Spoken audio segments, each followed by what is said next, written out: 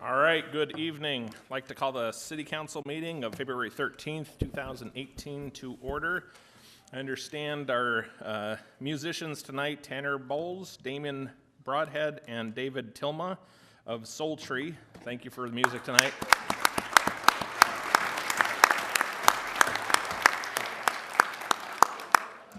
All right, and if we could have, let's see, Pastor Jeremy Marino of Calvary Chapel to provide our invocation this evening, and Ms. Edwards, if you would provide our flag salute. I'd be happy to. Awesome.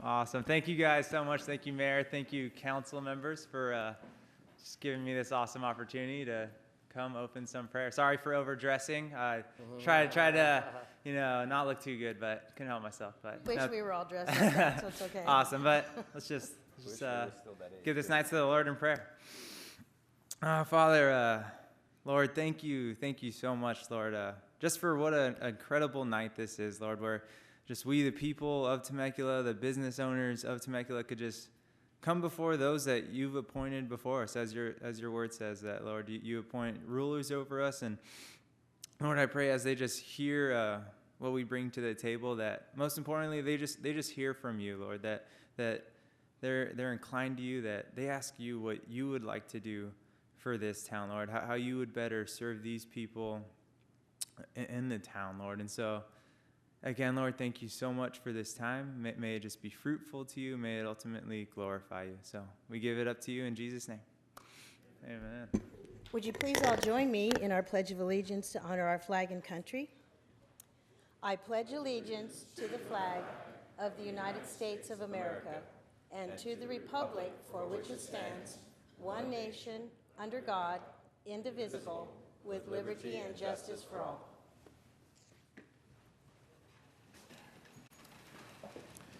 Okay, Madam City Clerk, can we have the roll call, please? Yes, Councilmember Comachero. Here. Councilmember Edwards. Here. Councilmember Nagar. Good evening. Councilmember Stewart. Here. Mayor Ron. I am here. Okay, this evening we have two presentations. First, I'd like to invite to the podium Jillian Larson and Joan Hoover from Reality Rally. Good evening.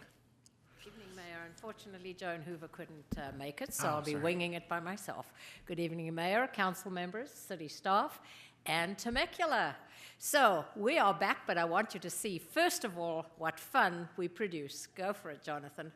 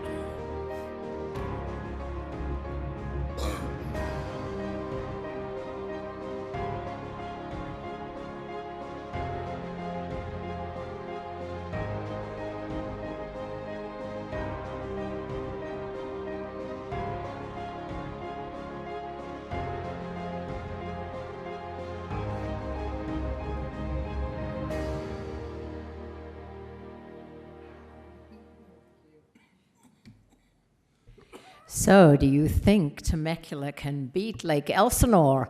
I am throwing out the challenge. We're actually now visiting all of the city council meetings. We were at Menifee last week. They said they're going to win. We're going to one city council meeting after another for the next 3 or 4 weeks. So for those who may not know, Reality Rally is a 3-day Fun for Funds event, raising money for Michelle's Place. We're going into our 8th year. We have a whole lot of fun. It is 3 days. As you saw, a part of it is bringing reality stars to Temecula to meet the public. They come, there were 80 of them last year from 40 different TV shows. They have to raise money to be here. This is a fundraiser. It is not just a huge, big, fun, amazing, awesome weekend. So we are challenging everybody to come and beat Lake Elsinore. So would Temecula please be sure to get in that team so that they can give Lake Elsinore a run for their money?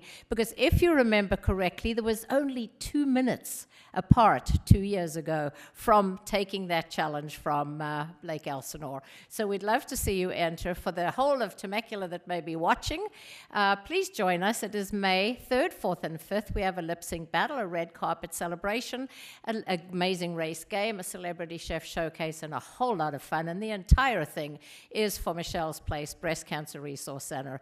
And every one of us that make it happen are volunteers. So there's absolutely no administrative overhead. All we have is over heart, and we encourage Temecula and every city around us to come and join us to put their hands over their heart and raise their hands in solidarity for those who fight cancer. So, are you guys in for May 5th? Yeah. Mr. Mayor, you So- were on that winning team, Yeah, weren't you? we actually we were the team that we were 2 minutes behind Elsinore 2 years ago. right. We spoke to the city attorney, and it might have to. I didn't get a chance to bring this up to you ahead of time, but there's one issue that probably going to have to come back to public hearing on with this, and that is, I think there's an ordinance in the city that now requires Lake Elsinore's team to start the race in Lake Elsinore. So. We'll talk about it later, and we'll reach out to our colleagues there as well and let them know what the change has been. So, So, they'll probably prepare for that. And we're Probably. actually going to their city council meeting last so that we know we can take the challenge well, you to them. should let them know. Thank you Thank very you. much. And I hope that you make that pretty clear because they're in for it. Insufferable. I hear it from them all the time. All the time. They Insufferable. already answered my Facebook last week, and they said that they hope that there will be no Menifee moanings about them taking it again. So thank you, guys. I really appreciate it. I really appreciate what Temecula does to support what we do, and we love to have this event here, so thank you. Thank you. Yeah, thank you so much, Jillian. Thank you. All right, if I could have Chief Dehart meet me down at the podium.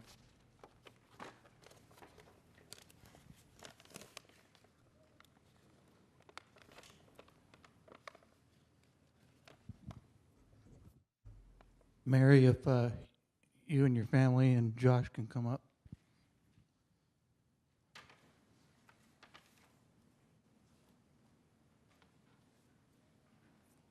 All right, good evening.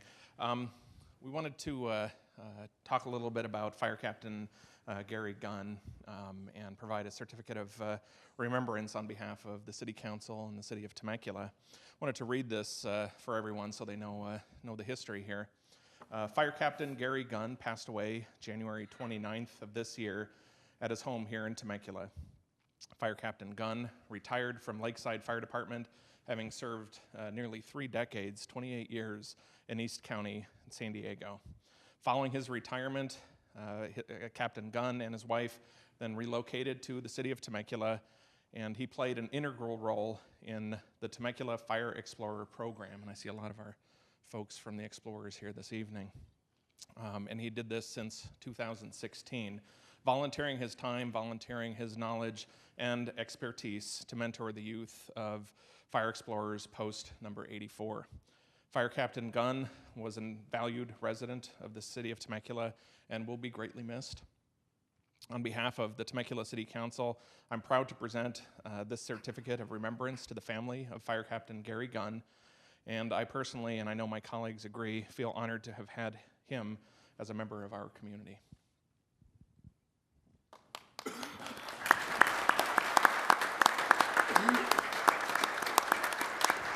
Mary, on behalf of the Temecula City Fire Department, we'd like to give you this helmet. We're going to call it the Gary Gunn helmet for all his support in the Explorer program. If it wasn't people like Gary that stepped up to the plate to mentor these young children and bring our Explorers up, the program would fail. So on behalf of the Explorers and my team, we'd like to present this to you, and God bless you. And thank you for allowing us to spend time with Gary and teach the kids how to do our job. Thank you.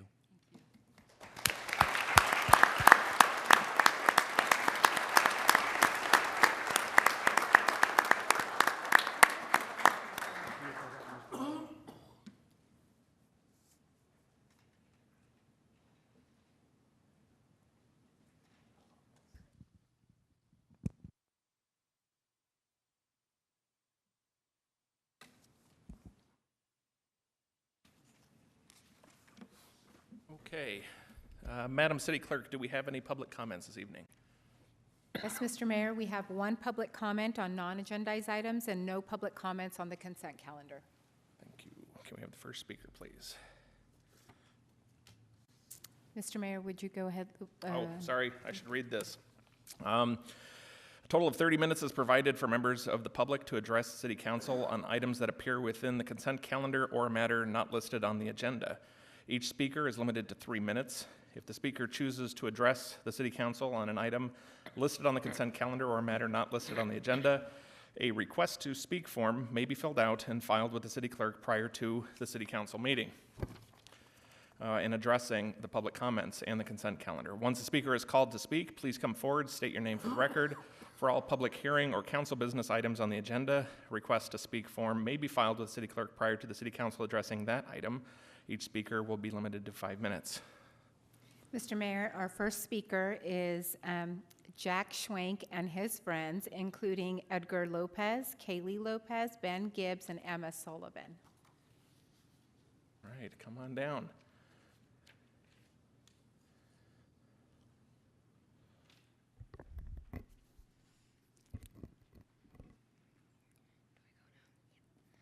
Okay, boys and girls, we are here to read for Read Across America Day. I've got Hop on Pop, Cat in the Hat, Green Eggs and Ham, Fox and Socks. Whoa, wait. This isn't where we read. This is where we ask them to read to our classes. Oh, okay. Well, let's invite them then. Last year, TES was so very lucky. We had many people from the city of Temecula come to our school to read to classes. Every student was so excited to see city staff, council, and commission members in their classrooms. We would like to officially invite you to read and visit in Temecula Elementary School and read in the classroom. You can bring your favorite book or choose one from our school library. We will be celebrating Read Across America all day on Friday, March 2nd. We hope that you will choose to join us at TES to read your favorite book to a class. And remember, you're never too old, too cool, or too wacky or too cool to pick up a book and read at our school. All right, thank you.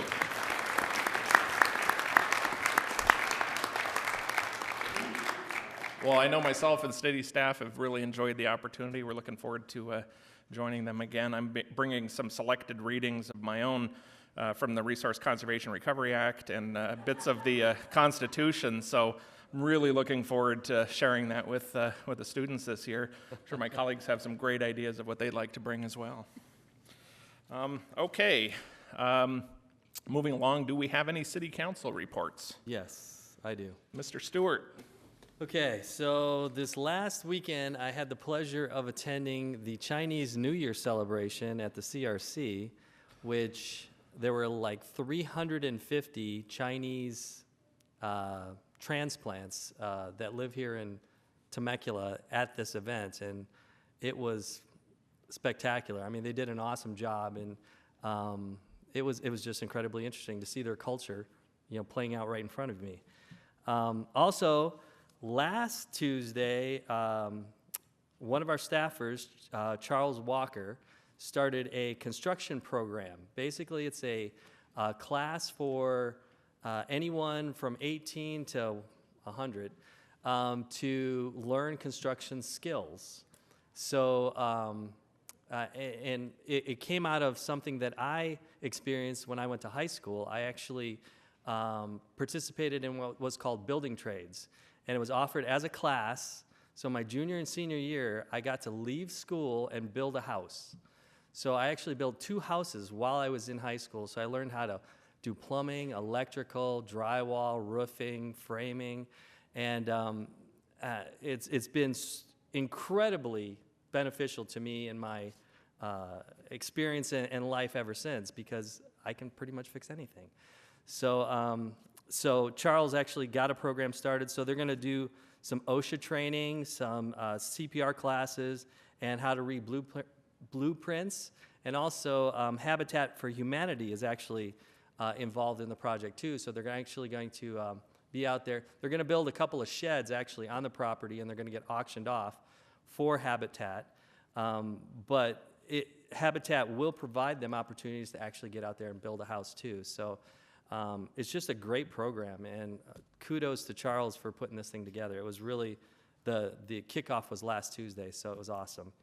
And I wasn't here last city council meeting because I was on a bucket list trip. I went to Egypt, Jordan, and Germany. So sorry I missed last week, or last council meeting, but it was a great trip. So that's it. All right, thank you, Mr. Stewart. Anyone else in the, no reports? All right, I have a handful of items to update on. I was at the end of the month and early part of this month, I was in Washington, D.C., meeting with folks on non-city related business, but had the opportunity to bring forward some urgent matters on behalf of the city, including the project in Murrieta Creek, and to discuss the importance of improving transportation infrastructure and basically lobbying for transportation dollars, and in particular the request for $120 million of grant funding through Department of Transportation. Met with our representatives Calvert and Hunter, along with Senators Feinstein and Harris's office. Made a lot of good progress. I think part of the benefit of doing this is to make our voice heard, make sure that any issues that arise, which they come across occasionally in these projects, get handled effectively. And I think it's a great opportunity for us to let the folks in D.C. know exactly what our priorities are for our city and advocate on behalf of our residents. So overall, very, very successful trip. Following on the heels of that, the day after I got back, we had our transportation task force meeting as well with the South County cities represented, along with both Pechanga and Pala tribes. Folks from the supervisor's office and from our state senator's office, as well as many others, and talked about the priorities of really moving forward on a plan for our segment of Highway 15, and putting that back onto a project list and starting to really do a strong advocacy program for receiving some priority funding and an opportunity for us to really start to address the transportation needs in our community. Overall, I think it was a great success. We've got a lot of support from our community and from our city and our partner cities on all of this. And it was great for us to sort of start that dialogue and look forward to our next meeting in about 2 months. There's a lot of to-dos on that list between now and then, but looks like we're definitely heading down the right path on that. And that's about all. Oh, I guess this morning I was in Sacramento and serving on the advisory commission for the Bureau of Cannabis Control, and specifically we had a subcommittee meeting this morning related to enforcement and public safety issues. And so, as always, I brought forward that message of public safety and local control and the perspective of local government. If you didn't know, the regulations have been released, and we're still taking public comment on those right now. And anybody who has any questions, feel free to reach out to me or just contact the Bureau directly, and their staff are more than willing to try and help. With that, I have nothing left to report. Okay, we are now onto the consent calendar. All matters listed on the consent calendar are considered to be routine, and all will be enacted by a one roll call vote. There will be no discussion of these items unless members of the City Council request specific items be removed from the consent calendar for separate action. Item number 1, waive reading of standard ordinances and resolutions. Item number 2, approve the action minutes of January 23rd, 2018. Number 3, approve the list of demands. Number 4, receive report regarding status of upcoming vacancies on boards and commissions. 5, approve office lease at Old Town parking structure between City of Temecula and Temecula Valley Convention and Visitors Bureau, doing business as Visit Temecula Valley. Number 6, approve revisions to various agreements to enable the city to purchase solar-generated electricity from the Santa Margarita Ecological Reserve Solar Power Generating Facility. Number 7, approve a cooperative agreement with nonprofit Temecula Valley Alano Club in support of AA workshop group meetings. Number 9, approve specifications and authorize solicitation of construction bids for the pavement rehabilitation program citywide Rancho California Road, project number PW17-26. And finally, number 9, receive and file temporary street closures for 2018 Springfest events. That is the consent calendar. Would any The consent calendar. Second. I am going to have to abstain from item number 6. Push your button. Go back to, PC. And that's because you have some business interests with some of the parties involved. Correct. Okay. All right, we have a motion and a second.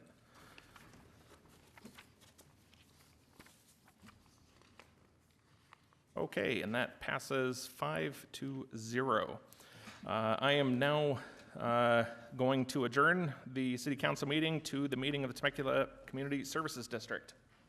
Thank you, Mr. Mayor. I'd like to call this meeting of the Temecula Community Service District to order. Madam Clerk, we are all here this evening. Any public comment? Yes, Mr. President, we have one public comment. Please call the speaker. The speaker is Ms. Miller.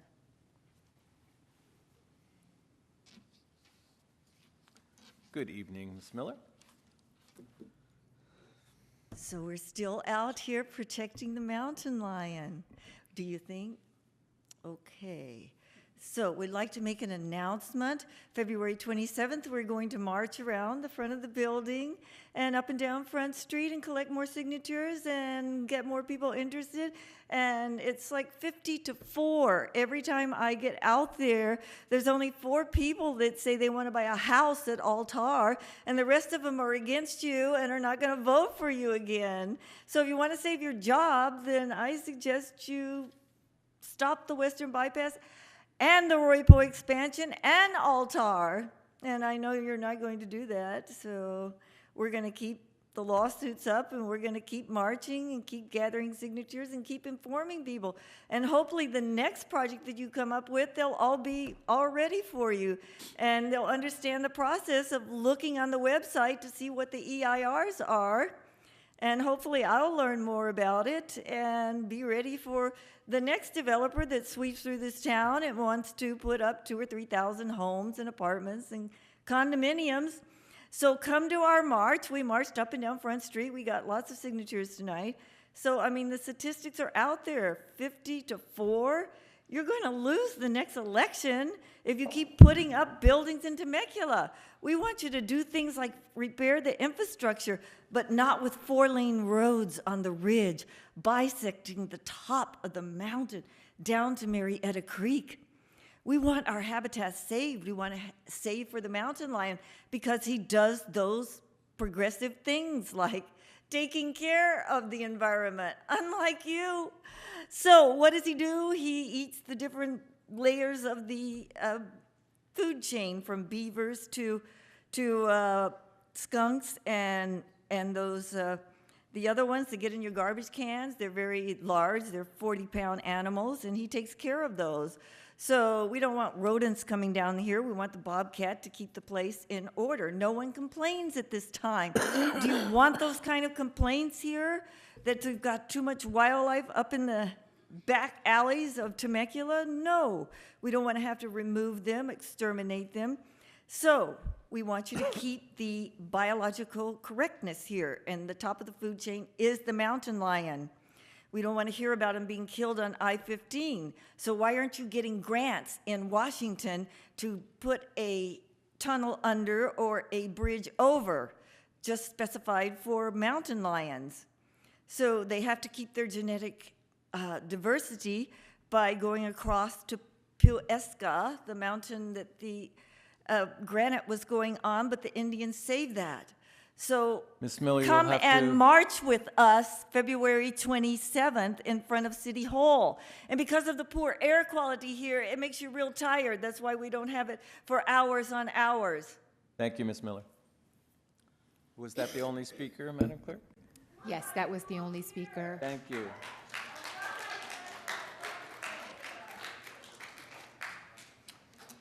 Okay, we have 2 items under consent calendar on this portion. Item 10, approve the action minutes of January 23rd, 2018. And item 11, approve the First Amendment to the agreement with BAS Security, Inc. for additional security services for city events, programs, and facilities rentals. Move approval. Second. We have a motion and a second. Let's vote.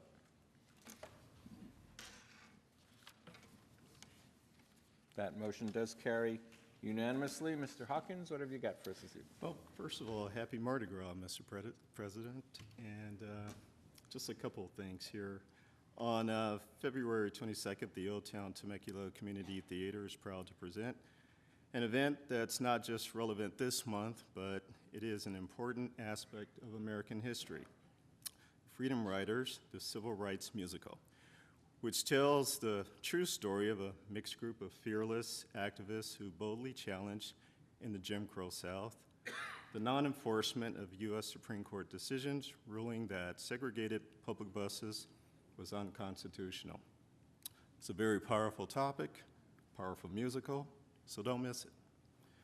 Next, don't forget to check out episode 4 of Around and About Temecula, where we bring to life the pages of our recreation brochure and a variety of community services, programs, events, and activities with interesting and funny insights presented by our host, Jeff Lawrence. Fast approaching is Southern California's premier car show, the Temecula Ride Run.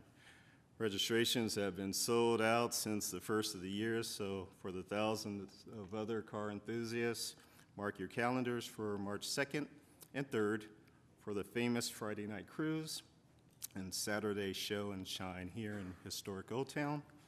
And finally, the second annual Teen Art Show returns to the CRC on March 17th from 11 a.m. to 3 p.m. Teens between the ages of 12 and 18 can submit original works until this Friday, the 16th. Artist packets are available at the Temecula Community Recreation Center or online at temeculaca.gov. And that concludes my report, Mr. President. Thank you, Mr. Hawkins. Mr. Adams? Nothing further tonight, Mr. President. Thank you. Do we have any reports from any board members? Seeing none, we'll entertain a motion to adjourn to the next regular meeting of February 27th. Move approval. Second.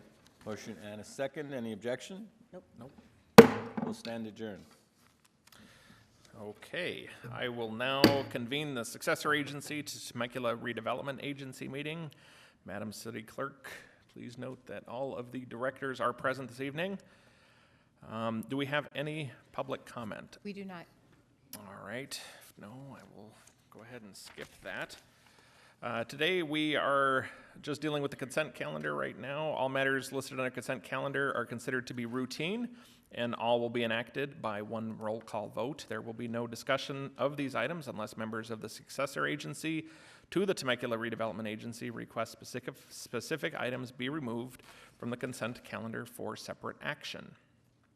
Item number 12, approve action minutes of January 23rd, 2018. Move approval. Second.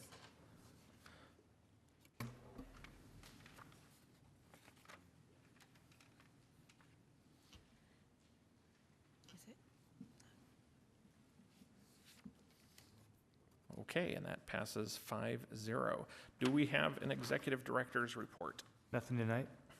Okay, do we have any reports from Board of Directors? None. I will go ahead and adjourn the SARTA meeting and reconvene the meeting of the City Council, as there are no meetings for Housing or Finance Authority tonight. I'll reconvene City Council meeting. Okay, we will go ahead and get started with item number 13. Introduce ordinance amending section 10.44.010 of the Temecula Municipal Code relating to the use of golf carts on Royal Birkdale Drive from Meadows Parkway to Temecula Drive. Can we have a staff report, please? Yes, thank you, Mr. Mayor.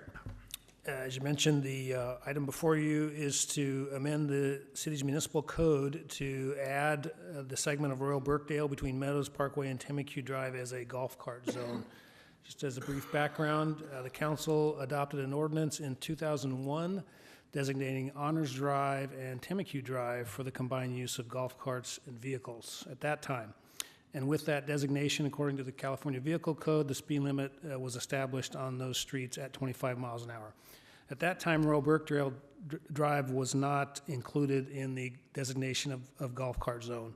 And with this action before you tonight, it would add Royal Birkdale to that designation and allow for the joint use of vehicles and golf carts on the street and establish a speed limit of 25 miles an hour. And that concludes the staff report, and be happy to answer any questions. Okay. Do our colleagues have any questions? All right, seeing none, do we have any public comment? We do. We have one public speaker, Raj Goyal.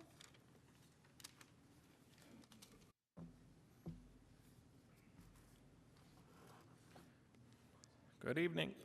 Good evening. My name is Raj Goyal, and I am on the board of directors at Temecula Hill Homeowners Association, and thank you for your time. I also want to thank you for keeping our city safe. I've been here for 19 years, and we love it here. And in regards to this 25 miles per hour limit, which will be a right idea, because the golf from number 12 to number 13 hole is all completely uphill, so the golf carts is cross the street all the time, and the people coming, taking a right turn on Royal Birkdale really have a half a blind area. So I think at that point, speed limit of 25 miles an hour would continue to keep us all safe, and I appreciate your consideration for that. Okay, thanks so much. All right, seeing no further public comments, are there any comments from the council or discussion on this item? Move approval of item 13. Second. And I'll read the title. This be an ordinance of the City Council of the City of Temecula, amending section 10.44.010 of the Temecula Municipal Code relating to the use of golf carts on Royal Birkdale Drive from Meadows Parkway to Temecula Drive. Okay, thank you. We could have all our votes. Okay, and that one passes 5-0. All right, now moving on to item number 14, presentation and adopt joint resolution for the Temecula area City County Schools Partnership with the City of Temecula, County of Riverside, and the Temecula Valley Unified School District. Can we have a staff report, please? Yes. Mr. Mayor, on item 14, our Senior Management Analyst, Erica Russo, will be providing a brief staff report tonight. Thank you. Ms. Russo, good evening. Good evening, Mayor, members of the council. As you know, about almost 10 years ago, City Council passed resolutions establishing the Temecula Valley City County Schools Partnership and supporting emancipating youth, foster youth through that partnership. From 2009 to 2016, that partnership created the Foster Youth Task Force, which worked to produce the comprehensive report that you see as part of your agenda this evening. That report reflects the state of foster youth in our area, which is referenced, and makes suggestions as to how we might better improve the outcomes for foster youth and thereby strengthen our communities. Historically, the city supported the task force through its workforce development programs, including transportation to and from college visits, participation for foster youth in job and college fairs, as well as educational and internship opportunities. The resolution before you tonight would approve the findings of the final report of the Joint Foster Youth Task Force. Ms. Barbara Tooker has been chairing this process since the beginning and is a recognized leader in the Valley on the topic of emancipating foster youth. If you haven't had the opportunity, you may want to check out her 2012 TEDx talk on the topic. It really enlightened me to some of the challenges faced by foster youth in our community. Additionally, Barb has served on the Temecula Valley Unified School District's Board of Education for 17 years. She's here this evening to share the findings of the final report with you and to ask your approval for the resolution. Unless you have any questions at this point, I'll turn it over to Ms. Tooker.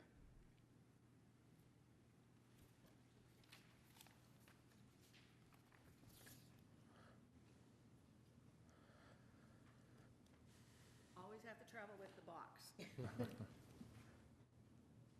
Good evening. Mayor, city council persons you are, aren't you? May I interrupt? And staff and audience. Thank you so Never much. mind, never mind, it's okay. I'm delighted to finally be here to conclude what wasn't going to be a 9-year project, but turned out to be that not all of that time working on the project, but the project continued to bubble all of this time, and foster youth did not go away. And foster youth issues did not go away.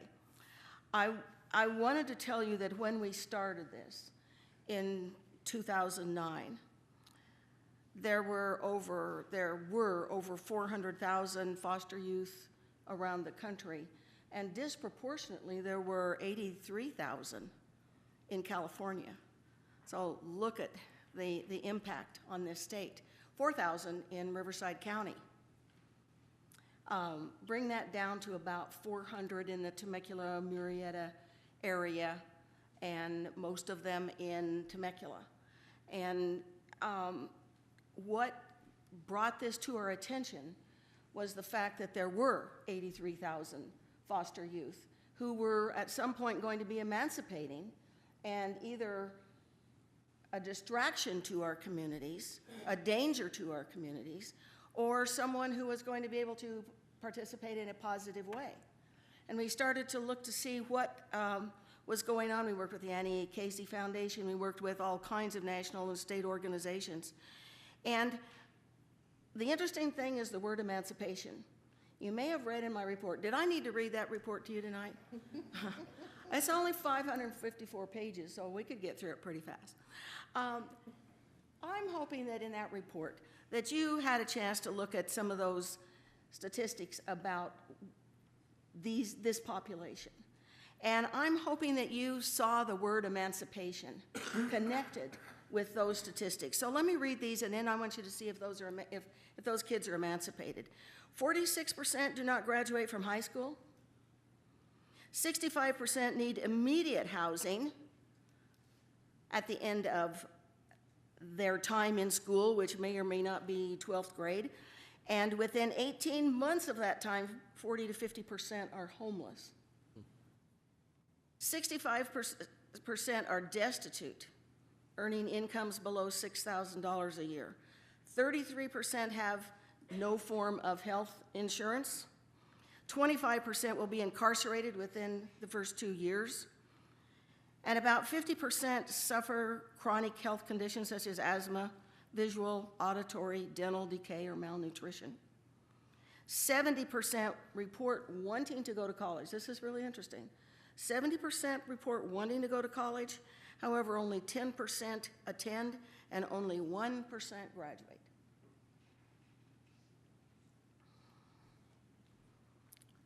So, all of those things happen at 18, right? And if we take 18 as a starting point and you read those statistics, did they become emancipated? It really is not a good word to use. They're emancipated really from the state, not emancipated to be able to be free to achieve the kinds of things we want them to do here in Temecula. We want them to be partners for life. We want them to be able to be educated, to raise their families here, to have a job here, to be a part of the community, and to reach their hand out to other foster youth in our community. And they can't do it until we break this cycle. So that's what this group of us, thank you for appointing all of us, that's what this group did, and that's what we worked hard to understand. And I was naive enough to think that we would, in about 6 months, be able to bring a report back to you, and then we could go on our merry way, and you would pass the report, and we would get on with it. But we could barely spell conditions of foster youth by the end of that 6 months. We knew we had a huge job to do with a very small population, but a population that had these kinds of problems was going to be a problem in our community at large. And when kids have these kinds of problems, it impacts us in a larger way than those kids really who have the privilege of living here and the resources to get the education they need and to move beyond where these kids are now. So I'm going to see if this works. It does. Thank you, guys. Thank you for the slides. I'm going to pass out to you the things that are in the box, and if I could get them kind of back, I need to present this to Murrieta, and I really stole enough of these and kept enough of these through the years for you to get a chance to see some of the things. But I want you to see what you did. I want you to see the kinds of things that you did for these kids during this time that we experimented. You'll see the certificates represented. You'll see all of the stuff that we did. And I'm just going to pass these out so that you can get an idea.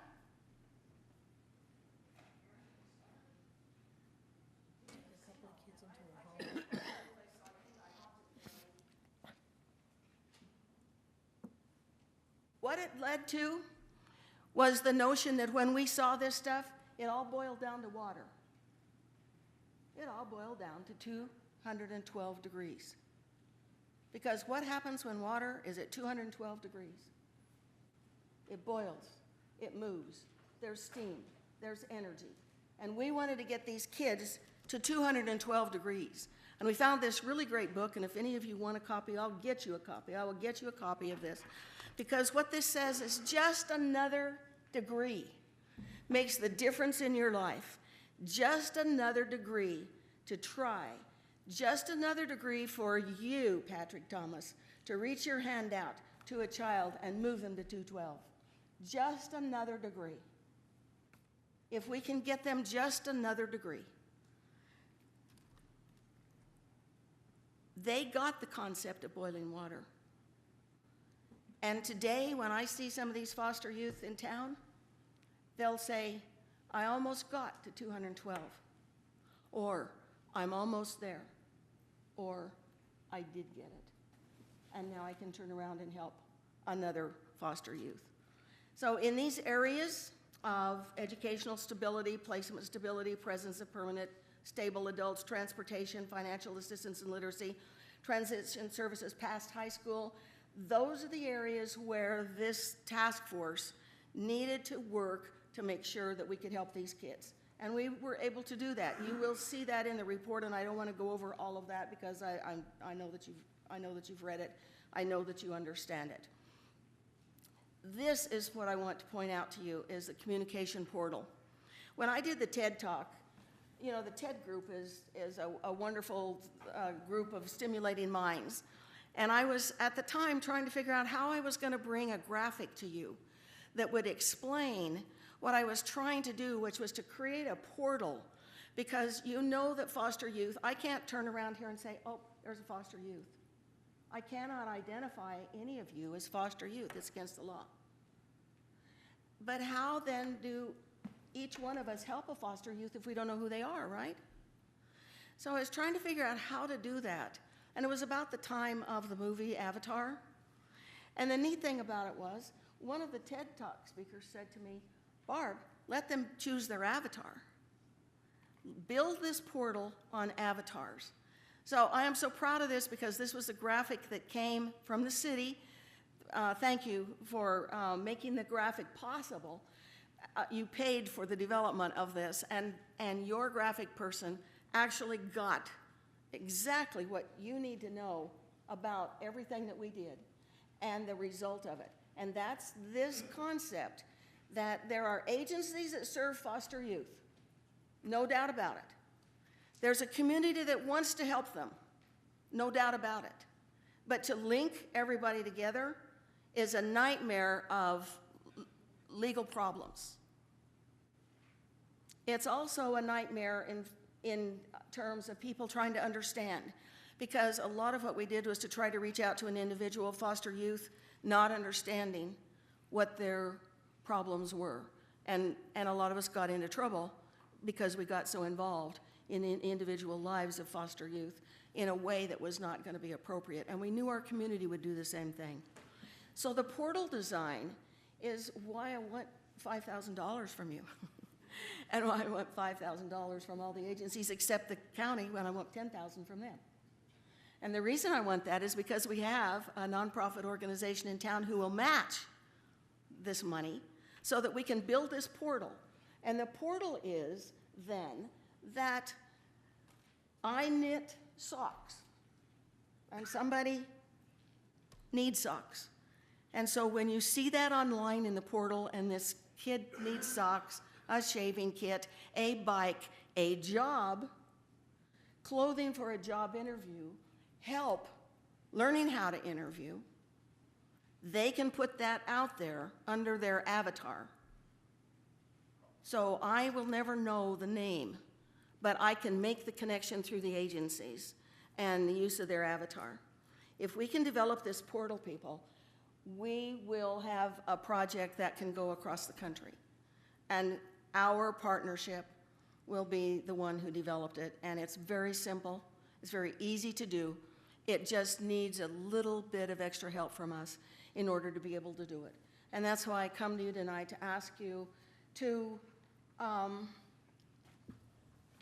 accept the report and to pass the resolution that would continue the CCS partnership, the City County School Partnership, and the Foster Youth Task Force. If we can do that, we'll have a framework to build this portal system and to get it developed so that it'll be something that we can all be proud of, and that our foster youth will be able to get a hand up, not a hand out. That's what we're looking for. Questions? Oh, you read it all, you understand it all? That's wonderful. I love it, yeah. If you do have questions, you've got my email address. Get a hold of me. I'm honored to have done the work for you, and I am honored to have worked with a committee that was as dedicated as I am to this cause. And I'm honored that every single one of your staff members that I ever worked with worked hard on it, and no one ever said no. No one ever said, we can't do this. Everybody said, how can I help? And for that, I thank you. Thank you.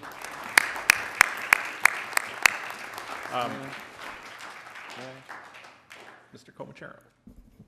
Ms. Tooker, as you're packing up, I won't embarrass either one of us by saying how long we know each other, but you are indeed a treasure in this community, and thank you for what you're doing. I'm in the queue now. Oh, Ms. Edwards, please. Thank you, Mr. Mayor. I had the privilege of working with Mrs. Tucker as not only on the school board, but on this project when City County Schools was formed. And I think we were the first City County Schools organization in the state. And it came to us through the California School Boards Association, and we kind of set the standard. But I would like to tell you that there were times when single-handedly Barbara Tooker carried the program forward and intervened with some foster youth when they had no place else to go. And, you know, she's right. Foster youth can either be, a detriment to society if we don't help them and support them, or they can be a huge, huge asset to society. And one of the things that came out of this union was an agreement that was formed with Cal State San Marcos. And because foster youth, when they turn 18, they're turned out into the street lots of times by their foster parents because money is no longer provided by the state.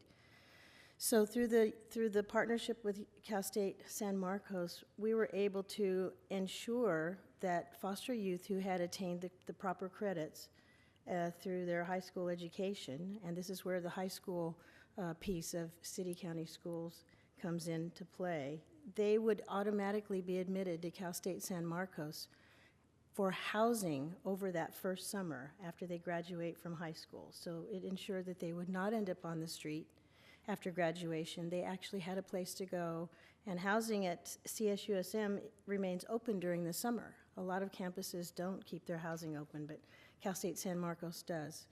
And beyond that, Cal State San Marcos went on to build the ACE program, which is an entire program that focuses on supporting foster youth to ensure that those graduation rates from Cal State continue to rise. And so they partner with foster youth, they bring them together, they support them, they help provide tutoring or whatever it is they need to be successful in college.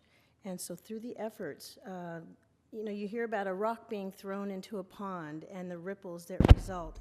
There are so many ripples that have resulted in a positive way from this program. We couldn't begin to tell you, but that's got to be why this report is 500 and some pages long, because of all the positive outcomes. So we've seen our graduation rates in Temecula increase for foster youth. We've seen support increase for foster youth and awareness, and that has spread to the universities, to the county. And so we have Barbara Tooker and the committee, and I will tell you, it's an honor to work with her all these years, and I won't say how many years, but you know, probably going on 27 years that we've been Thanks able for to not work. saying. Yeah. So, you know, I support the resolution, and I would love to work with you on the portal. So, thank you. All right. And I see Mr. Washington's name in the queue. No, not really. Mr. Washington, Supervisor, thank you for joining us in the City Council meeting tonight. I know this is near and dear to your heart as well. Would you like to say a few words? I don't want to put you on the spot.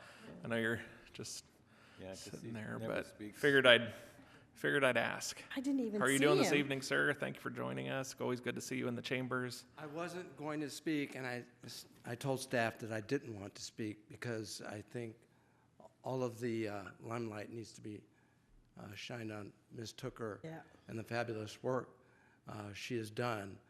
And I was here up there when the effort started. But my mind changed when I heard her say that she was going to come and ask me for $10,000. So, what's the old joke about the pig is committed and the chicken is, you know how it goes. I'm committed. Thank you, Barb, for all you do. So, since you're committed. Oh, and I'm here representing, as the chairman of the Board of Supervisors, the entire Board of Supervisors. So you got to ask them for the $10,000. I'm going to ask through you, and you get the portal. I had to do this. I mean, I'd like to have this in my house. I'd like to have it framed in my house, because that will help you, So, Mr. Supervisor. Mr. Comachero is my chief of staff now. I see. And so I think we ought to just hang this right over his door you into go. his office so that he can see it every day and remind me that we need to work on this. Thanks for coming. Thank you. Thanks. I love you, dear. All right. Thank you so much. All right. I think we are Mr. Comachero. Yeah, I'd like to jump in and make the motion that we approve the resolution to continue the partnership.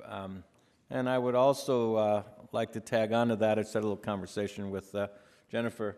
As I recall, we reserved just a few dollars in our TCSD budget. I'd like to make a part of the motion that we go ahead and grant the $5,000 from the city side. Second.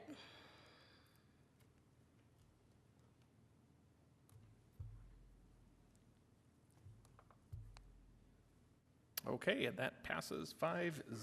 Thank you so much.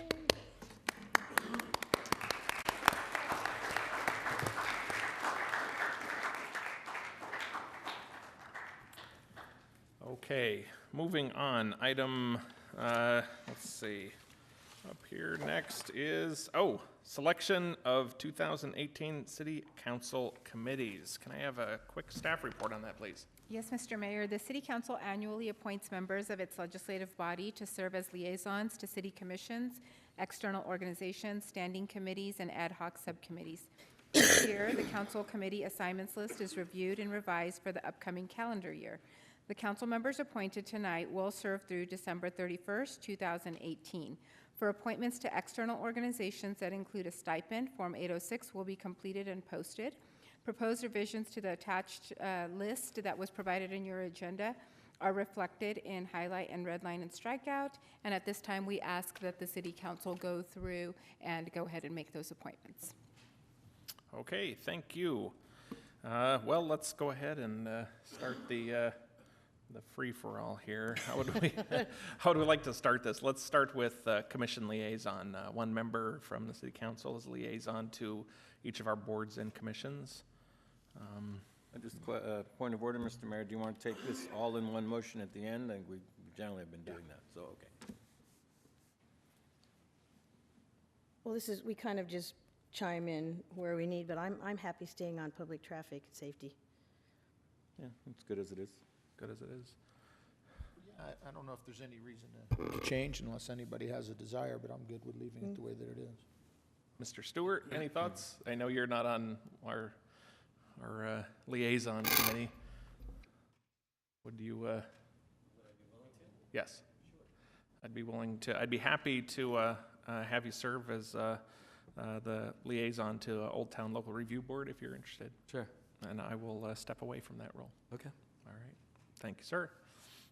All right, standing committees. We have 2 members on each of those. Highlighted in red, we have the Military Ad Hoc Subcommittee, moved from an ad hoc to what's recommended as a standing committee. The new moved Temecula Valley Subcommittee, and removal of Youth Family Health Regional, and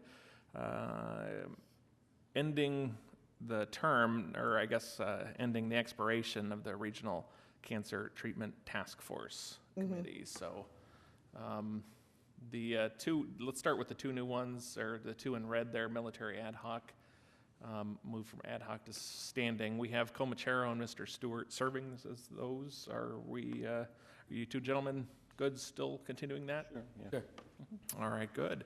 And then the move through Temecula Valley Subcommittee just got started, and that's, or standing committee rather, and that's myself and Mr. Nagar. We just started that process. I'd be happy to continue serving in that role. Fine. Yeah, I think we need to keep it like that for now. Okay, Okay. good. Move on. Any other revisions or changes that you'd like to see within this at all? Give you folks a moment to review. Nope. That looks okay. You know what? The Finance Committee, let me get a point of order. Is that the if I may inquire staff, Mr. Mayor, is that the one that handles community services funding? No. Typically, and also I believe CDBG funding as well. Okay, I've been on that subcommittee for almost 18 years, and I don't mind serving on it, but if there's somebody who wants to serve on that with Mrs. Edwards, I'd be happy to relinquish my spot. If I may jump in, I don't think that's the same committee. That's under the ad hoc committees, Community Services Funding ad hoc subcommittee, that's you and I. I think the Finance Committee is looking at overall finances of the city. Okay, but, thanks for the clarity. So, I mean, you can make the same point, but not here. And I've been on, well, I'm not certain how long the Finance Committee has been in place, but anyway. A long time. It is, that's what I thought, because I think I've been on this thing a long time. Anyway, I'm open, I mean, I'll stay on it if nobody has a desire. If there's a desire, I'd be happy to give it up. I think that finance subcommittee, did we not determine CDBG, and the other one was strictly community service funding? I think so. Yes, that was the case. Yeah, community development block grant. In fact, we will have a meeting in March to discuss community development block grant funding for this year as well as for next year, and we will utilize the finance subcommittee. And I'm for that. happy to stay on that one because of my involvement with so many of the nonprofits. Yeah. Okay, then Mr. Stewart expressed a desire, so I'm okay to relinquish that. Good one. And I'm also, when we get to the, what was the one that you just mentioned under? Old Town, it's under the ad hoc committees, not Old Town, Community Service Funding ad hoc, and that's you and I. Yeah, when we get down there, you can have that one too, okay? Yeah. Right. And you'll enjoy that one. That's pretty good. Excuse me. Okay. Any others? Not in that block, no. That block, all right. Let us move then to representative assignments, external organizations. I would like to recommend that we pull the tribal council representatives spot for now. I'd be interested in serving on that. However, there's some logistical and other issues that I think we need to work through. So if I could just sort of get the indulgence of the council. Yeah, agreed. I'd be interested in That's serving fine. on that one, too. Okay. So if we could pull that for now and revisit that in Mhm. another couple of meetings, maybe. Yeah, okay. All right. Any other? Moving down to, let's see, currently, Mr. Mayor, if I may, I serve as the city's representative to the Riverside County Transportation Commission. I also serve as the city representative to WRCOG, and both of them are taking up, doing both, they're taking up a great deal of time. I really do want to focus my energies on transportation right now, and that's really what you mentioned, the committee that we're on. We're moved Temecula forward through the I-15 and getting the I-15 traffic taken care of. We're into some, I don't mean to tangent too much, but we're really into some delicate things. We're trying to get funding for the French Valley Parkway, and we're making a real aggressive lobbying effort for federal funds for the 15 freeway. And I think that's where my efforts need to go. I'm going to recommend that Councilmember Edwards replace me as the representative to WRCOG.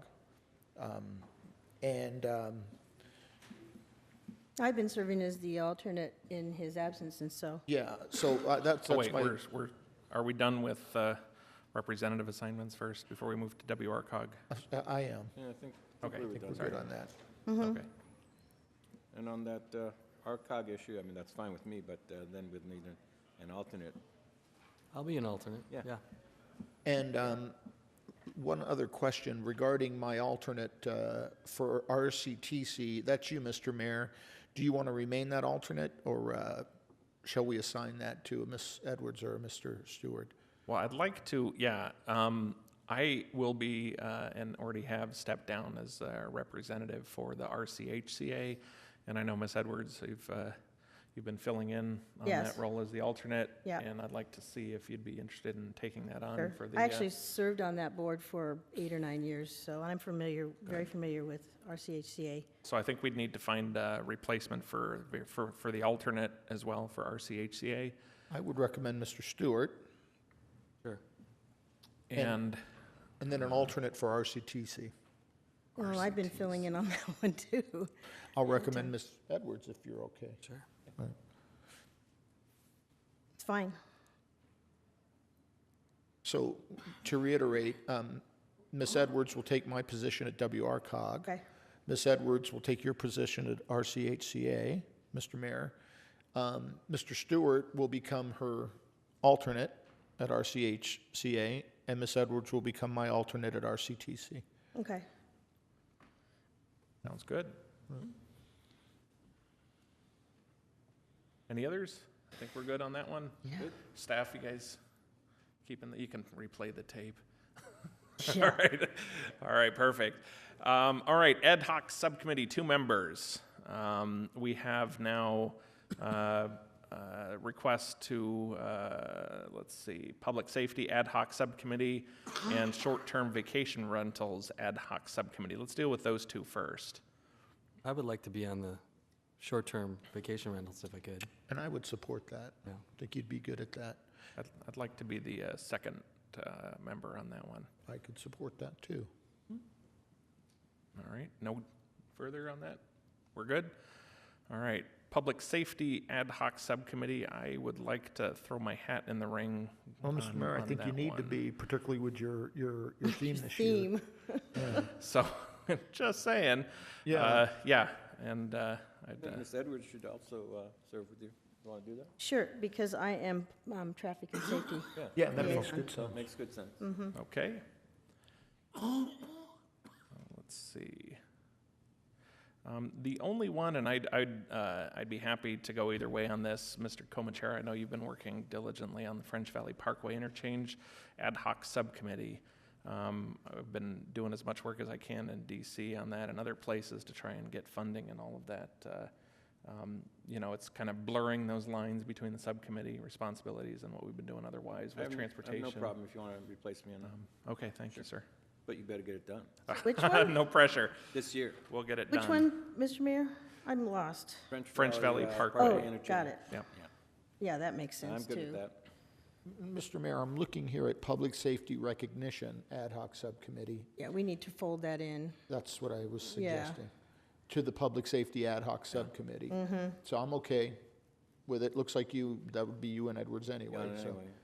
Okay. so we can, do we want to eliminate that one? And roll it Yes. into Public Safety Ad Hoc Subcommittee? Yes, I think so. Our responsibility, yeah. Sure, that makes sense.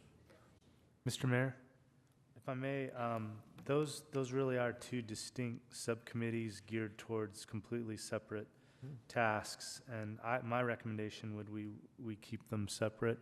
The recognition was geared towards conversations that were had last year. Mr. Mayor, I believe you had about basically brainstorming and putting together a project, possibly a capital improvement project that involved the recognition of first responders and that sort of thing. And then the public safety ad hoc is geared towards sort of these conversations that are ongoing with neighboring agencies and JPAs and things of that nature. So there are going to be different scopes. So the second one was project-driven? Correct. Really? Okay. Are we able to at least standardize the membership across those two? I think that might be beneficial. Sure. Yeah, I think that we should do that. Okay. So again, we'll I keep will them- step aside and it will be you and. Keep them separate, but myself and Ms. Edwards will serve on both. Okay. You can walk and chew gum at the same I hope so.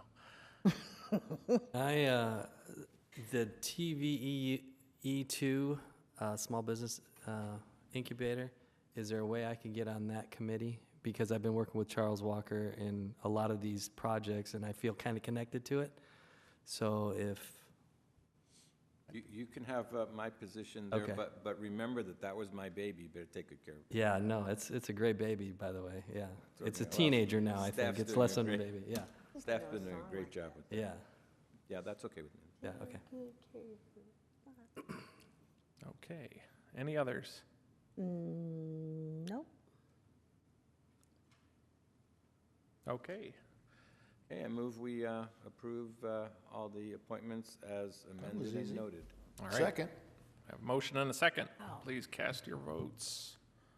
That is the fastest we've ever done it. It is. Second? Did somebody second? Second?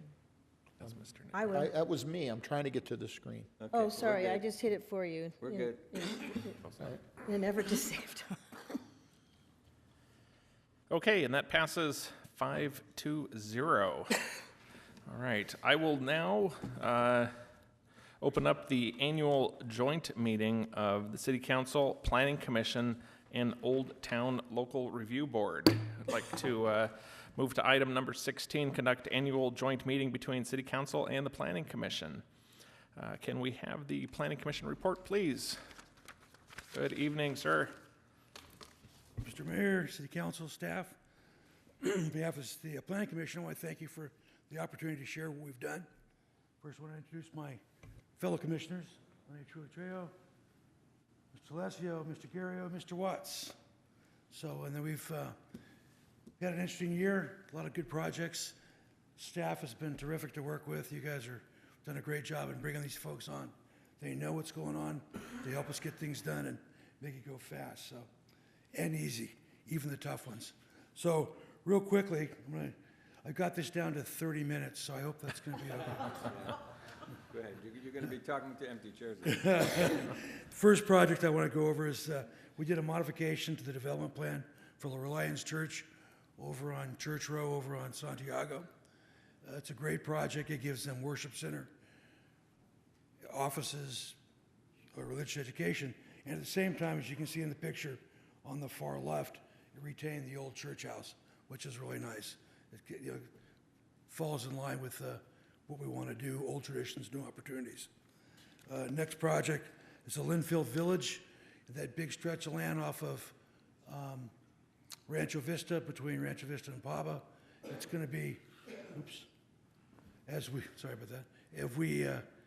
As the population ages, such as myself, we'll be looking for a place to live soon, so this is kind of self-centered on my part. But it's a great project because it's been a bit empty as long as I've lived in Temecula.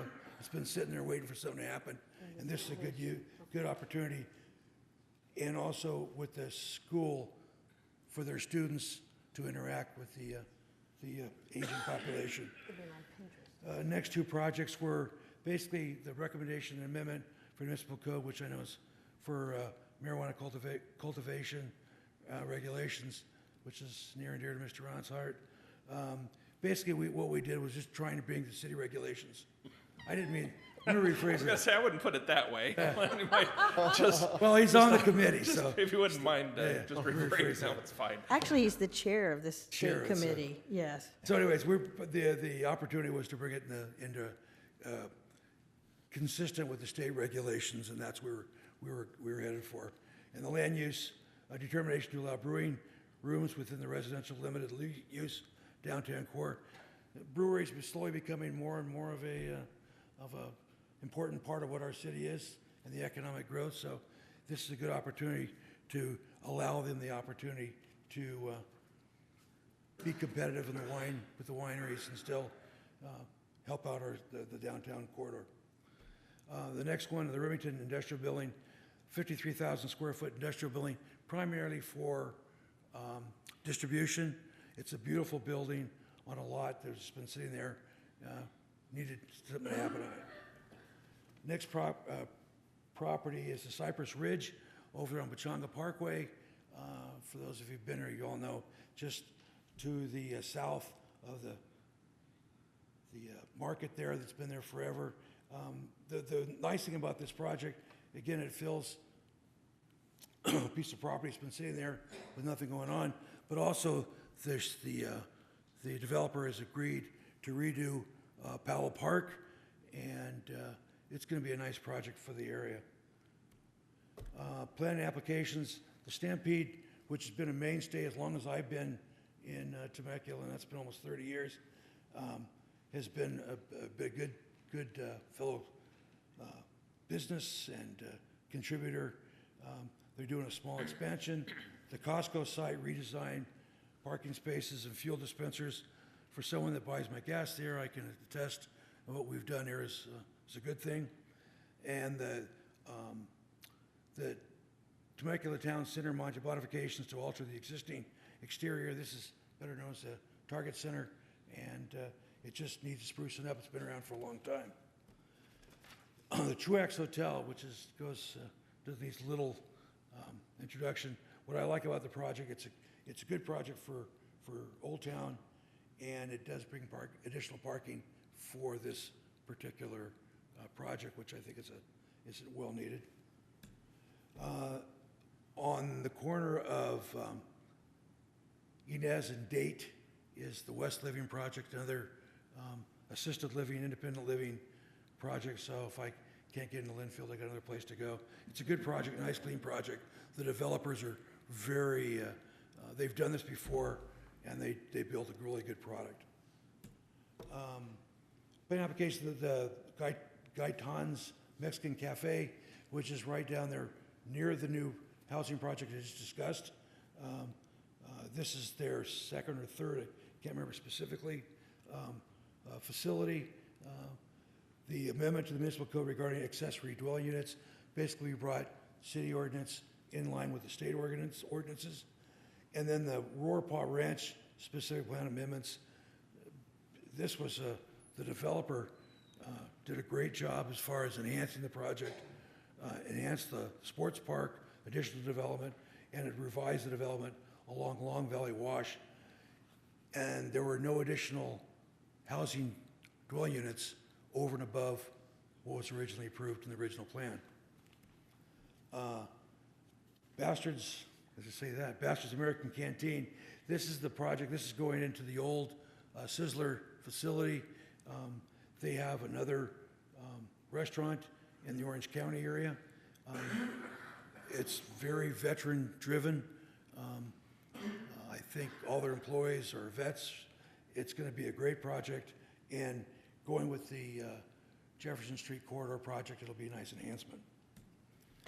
Then again, the retail, this is back to Target Center again, they're going to convert the 10,000, what's been sitting there, the 10,000 square foot garden center into additional retail space and doing some facade updates to, again, to just bring it up to speed. And the last but not least is the Altair specific plan, which again, it's a nice adjunct to the Old Town walking community, and most importantly for a lot of us that have lived here and here for a long time, the Parkway on the west side is now going to be happening, which will really connect Old Town or downtown off the 79 with the off-ramp improvements to all the way down to Rancho California Road. And with that, that's all I've got. I cut it down under 30 minutes. So, any questions or? Good work. Thank you very Questions, much. comments? Mr. Nagar. I've had the pleasure of supervising, or being a liaison, I should say, to the Planning Commission almost my whole tenure on the City Council. And there's been times I've had to get involved, and other times when, actually most of the time I haven't. For the longest time, coming out of the 08 recession, there were times when you guys weren't even meeting, if you think about it, where we were going, instead of even meeting once a month, sometimes you guys were skipping months, and I use the term guys, Lene, generically, okay? But right now, you folks are meeting twice a month now, aren't you?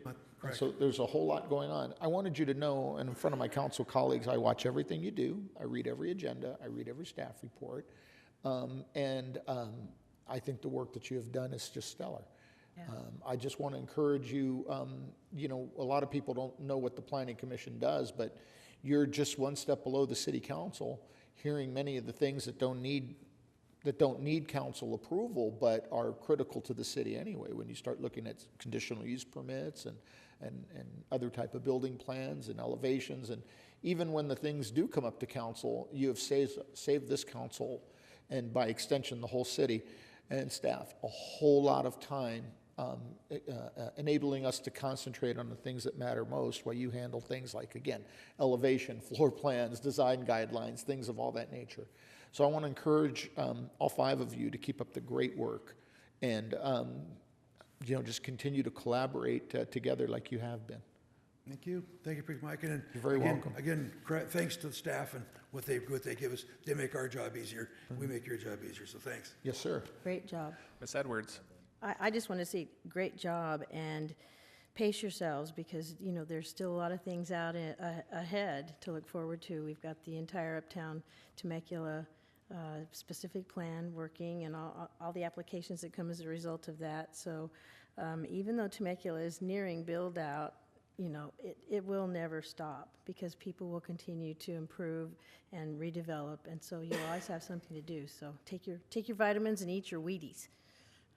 A lot of knowledge of these two characters right here. They've been around for a while, so. Yeah. Thanks. Wonderful. Thank you so much for all your service to the city. Keep up the good work, folks, and look forward to another fantastic year from everyone. So thank you.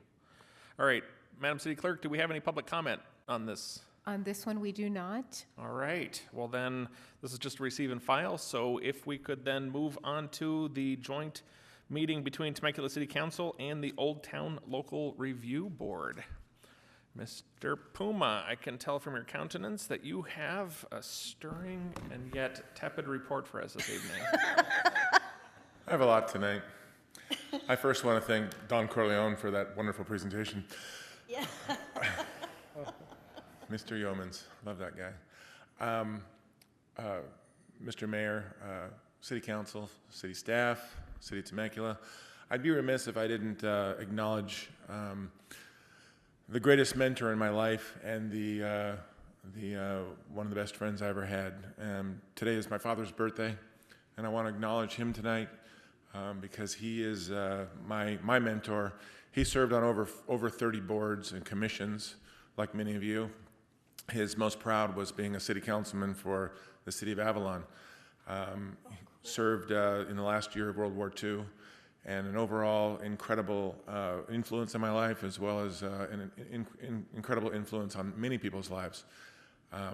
The man died with very, very few regrets, and I will say, not trying to embarrass, but the only one of the few regrets he had was that he met a woman about 4 years ago, and he really wanted to take her out on a date, and he was never able to do that, and it was a big regret. You four get to serve with her, but yeah, he was really hoping one day that he could take Councilwoman Edwards out. She probably didn't know that, but it's the truth. They actually had matching red jackets, which I thought was absolutely beautiful. Yes, and he thought very highly of you. With that, our Old Town Local Review Board, as said by Councilman Nagar, a little busier this year than we were 10 years ago, and after the recession. So, first off, I want to introduce our board members. Last year, our chairperson, Lori Malmstrom, who cannot be here, she actually resigned the board about 2 weeks ago. I was vice chair. Craig Puma, I think I've already introduced myself. Albert Blair, who's here with us. Annette Brown is out of town, and she served on the board this past year. I believe it was her first year. And then Peg Moore, which is, to me, the foundation of our board. She served on it for many years. You more than I do know how long. It's longer than I've been here, and been here a long time. She couldn't make it tonight for personal reasons. With that, I want to get into a little bit of what our responsibilities and purpose, which I know many of you know, but I want to say to the City of Temecula. The Old Town Local Review Board has specific responsibility for serving as an advisory. And at times. It doesn't happen often. Sometimes we're adversary. That's a Freudian slip. That's a Freudian slip. Serving as an advisory resource to all departments within the city in matters pertaining to the historic significance and related to architectural themes of Old Town and the city. We review projects for consistency with the Old Town specific plan, also charged with encouraging public understanding and appreciation of the unique architectural, environmental, and cultural heritage of the district, as well as an increasing understanding of the long-term plan for a completely built-out district, including the style of architecture and why we have the style of architecture that we do. During 2017, the board reviewed and recommended approval of a major modification to the development plan to allow for a phased revision of the existing Stampede, which you heard about from the Planning Commission, the structure including facade improvements and a newly approximately 3,800 square foot structure down here on Old Town Front Street, one of the oldest businesses in town. I think everyone knows where it is. We also approved or advised approval of the major modification to the development plan for the Reliance Church as well. And you heard about that from Mr. Yeomans. We approved a specific plan amendment to relocate a portion of the hotel overlay for the Truax Hotel for the 6-story, approximately 175,000 square foot hotel generally located along south side of 3rd Street between Old Town Front Street and Mercedes. It's important to note also to the public present that this development will show 5 stories above street level and 1 story below street level. There was some things about a 6-story building, people not knowing that it was not fully 6 stories above ground. We also advised the approval of a development plan to allow for the construction of an approximately 87,000 square foot commercial center comprising of two 3-story buildings with basements generally located on both sides of the Temecula Town Park, or Town Square Park on Main Street on the west side of Mercedes Street.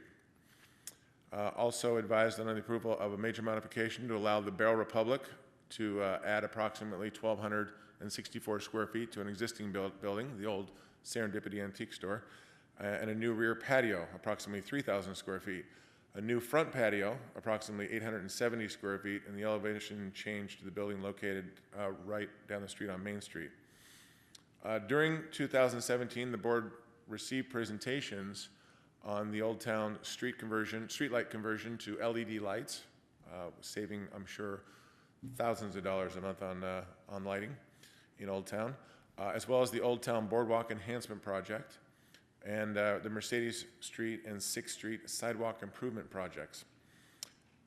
In conclusion, we wish to inform City Council the following: that the Old Town Local Review Board members take our responsibility seriously and have an overall goal of assisting and advising our council in a way that enhances the look and use of our Old Town experience, the overall experience of Old Town to our local residents, as well as the community tourism industry that has become a vital part of our community. Because of our involvement, we believe the Old Town is continuing on a path of being the nucleus of our city, as well as the finest walking playground for all visitors to enjoy the district. In closing, I'd like all to know that although there's some commissions that think that they're more fun and they're the fun group, we believe that the Old Town Local Review Board are directly responsible for being the first step in creating a beautiful, responsible, and absolutely fun experience within our respective responsibilities for those enjoying this district. My last comment, if Peg was here, and I'm going to say it anyway, is our goal this year is for extreme fun. We're going to try and get her to go skydiving this coming year. So we look forward to that report next year. And that concludes my report for the Old Town Local Review Board. If there's any questions, comments, or anything, I welcome your words. Awesome. I mean, Old Town is the place. It is the place. And your new liaison. There he is. We're going to talk. Perfect. All right, thank you very much. Thanks so much, Mr. Puma. Greg. Thank you guys for all of the work that you do for our community. All right, do we have any public comment on that? We do not. All right, seeing none, that was just a receive and file. So we are going to adjourn our joint meetings and reconvene the Temecula City Council meeting. Mr. Mayor, let's start with, I'm the mayor, Jesus. You know, I've been traveling so much lately and just overworked, you know. It just seems like you can't keep your head on straight sometimes. Those out-of-body experiences. That was one of those. We'll be able to edit this tape later, I'm sure. Have we gotten him his new business cards yet that say mayor? That's what it is. I think know we're behind on the business cards. Well, who are you talking to that you were calling Mr. I Mayor? don't know. You know what? I was going to ask for commission reports. So let's start with Mr. Sullivan. Thank you. I believe at the last meeting you asked that the fire chief give a report. I have stats, but if he has them, I would yield to him. All right.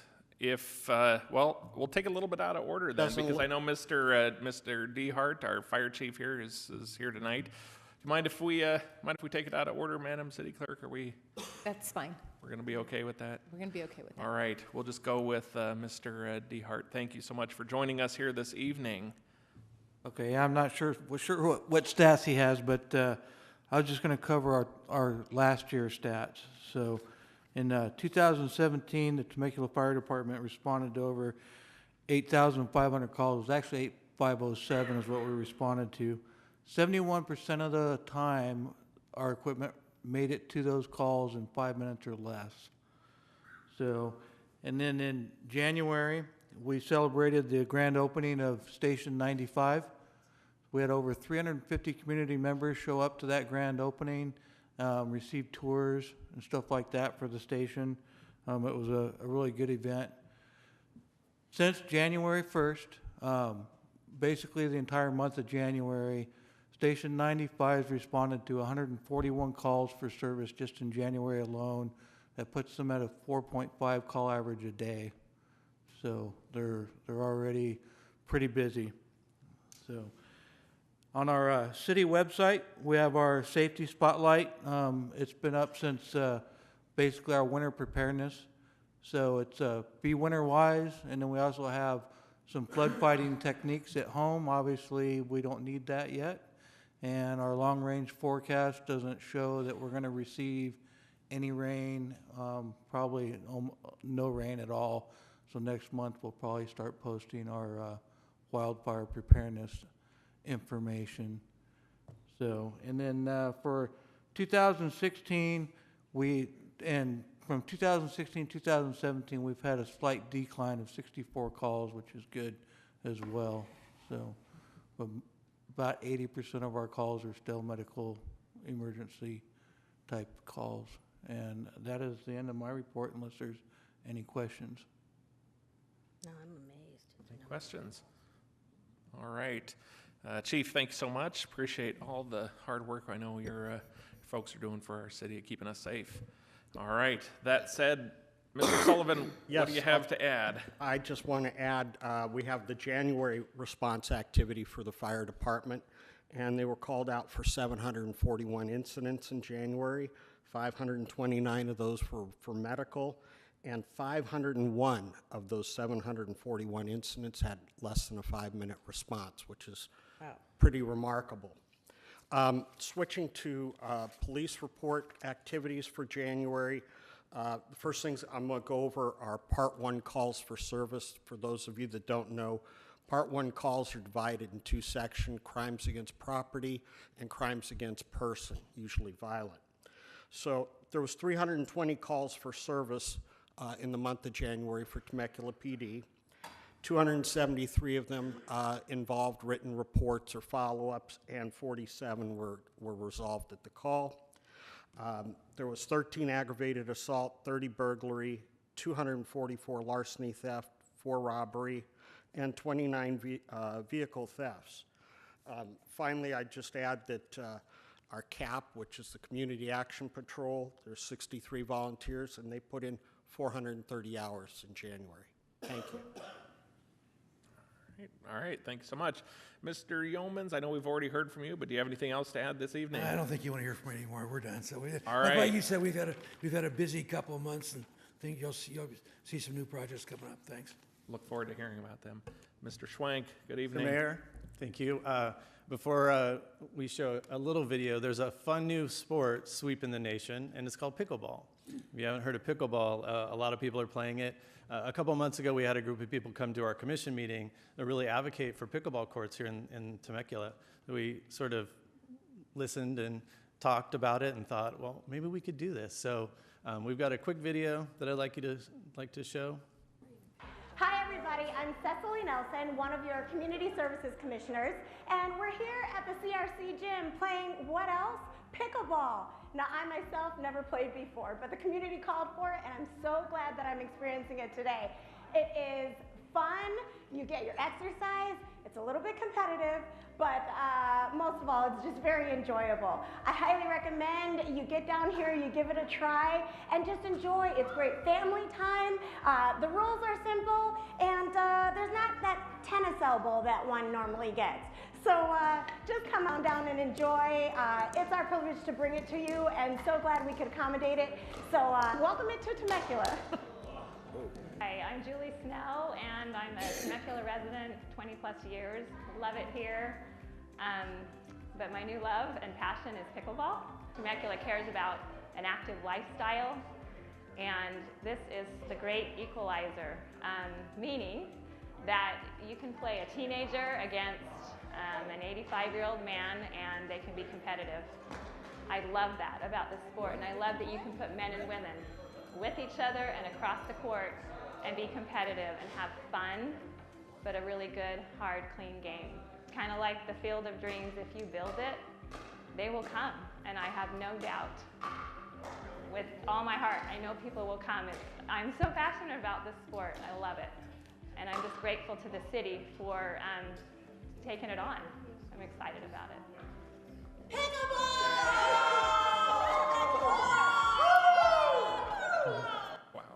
So we had a lot of fun learning about pickleball. That was the first time any of us had ever played, and it was truly enjoyable sport.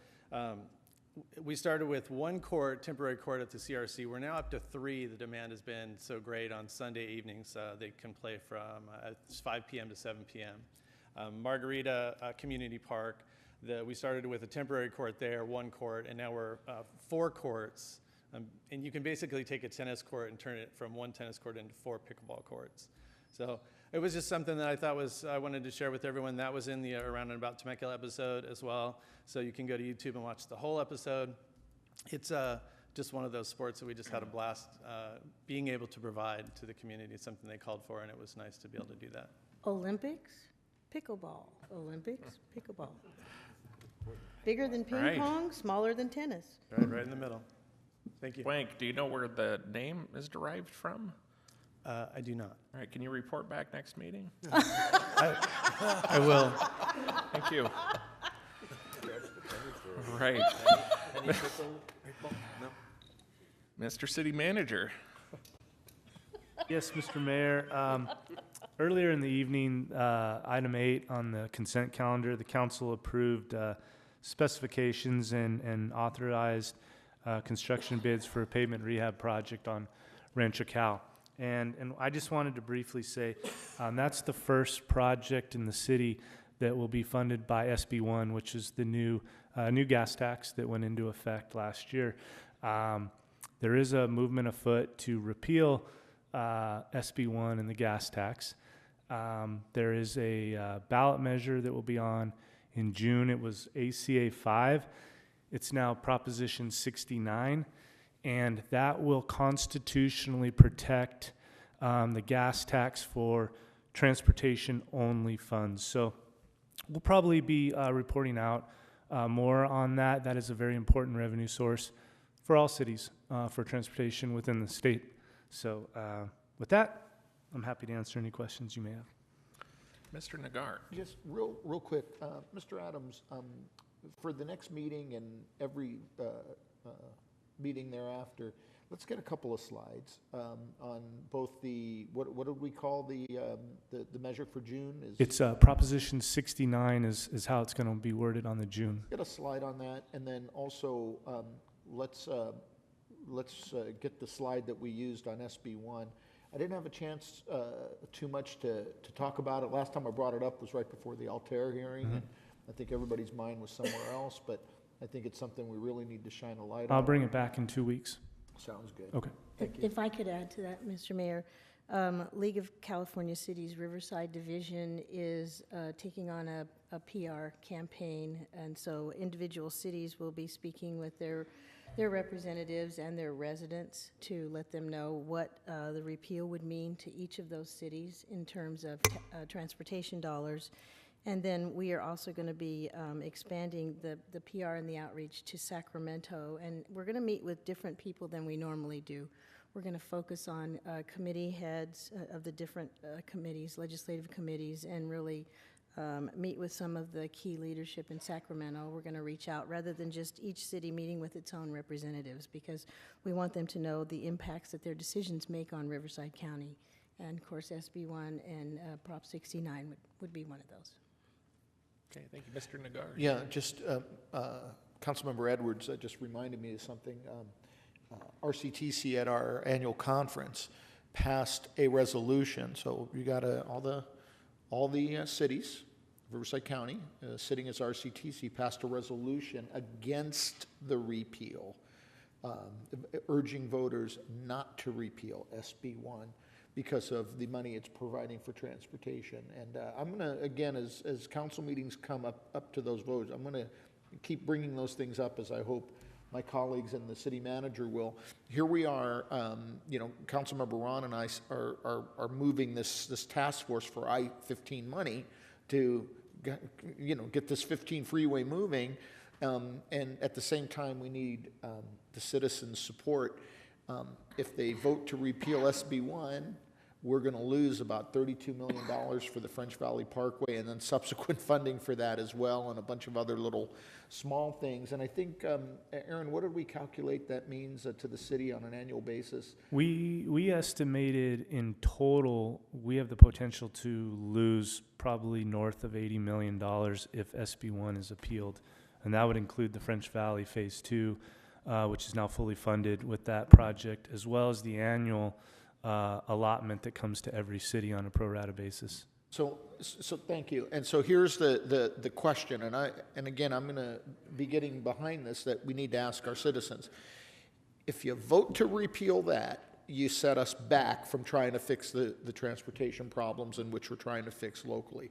So on one hand, we hear from the citizens, can you do something about the 15 freeway, which is not an exclusive Temecula problem. I mean, not even close to being an exclusive Temecula problem, other than it's located within our city limits, but utilized by tens of thousands of people from the county line, going all the way to Elsinore and Menifee and points even further north.